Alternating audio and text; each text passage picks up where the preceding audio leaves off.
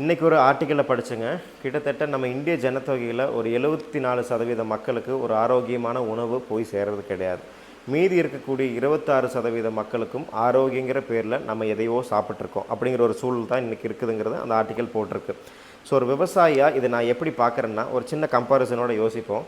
நம்மளோட நாட்டு ஜனத்தொகை கிட்டத்தட்ட 140 கோடியை கிராஸ் பண்ணி போயிட்டுருக்குதுங்க. அதே சமயம் உணவு உற்பத்தியும் நடந்துகிட்ருக்குது பல ஸ்டேட்டில், பல ஊர்களில், பல விவசாய நிலங்களில். அது கூடவே இன்றைக்கி ஹாஸ்பிட்டல்ஸும் வளர்ந்துட்டுருக்குது. நம்ம கடைசி ஒரு 10 வருஷமாக அந்தந்த ஊரில் இருக்கக்கூடிய ஹாஸ்பிட்டலோட எண்ணிக்கை நீங்கள் கணக்கெடுத்திங்கனாலே எத்தனை புது ஹாஸ்பிட்டல் வந்திருக்குதுங்கிறத பார்க்க முடியும். அப்போ நம்ம ஆரோக்கியம் எங்கே போயிட்டுருக்குறதுங்கிறத யோசிக்க முடியும்.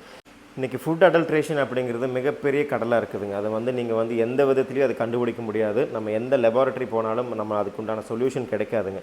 சரி, இது எப்படி மாற்றலாம், இது எங்கே மிஸ் ஆகுது, இது எதை எப்படி கனெக்ட் பண்ணலாம் அப்படிங்கிறத யோசிக்கும்போது ஒரு விவசாய உற்பத்தியும் வாங்கி சாப்பிடக்கூடிய கன்சியூமர் நுகர்வோரோட அறிவு நேரடியாக பரிமாறப்படணும். ஒரு உற்பத்தி எப்படி நடக்குது அப்படிங்கிற ஒரு மிகப்பெரிய விஷயத்தை கன்சியூமர் புரிஞ்சுக்கிற ஒரு விஷயத்தை புரியணும். ஒரு எக்ஸாம்பிளுக்கு சொல்கிறேன்.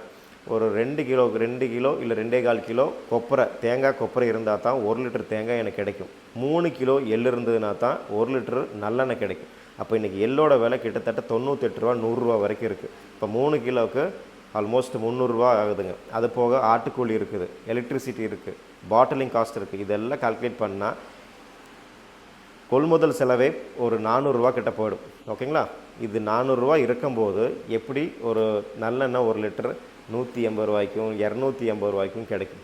சீப்பாக இருக்கிறது என்றைக்கும் பெஸ்ட்டாக இருக்காது, பெஸ்ட்டாக இருக்கிறது என்றைக்கும் சீப்பாக இருக்காது. சிந்திக்க வேண்டியது நம்ம கையில் இருக்குது, ஆரோக்கியம் நம்ம கையில் இருக்குது. தேங்க்யூ.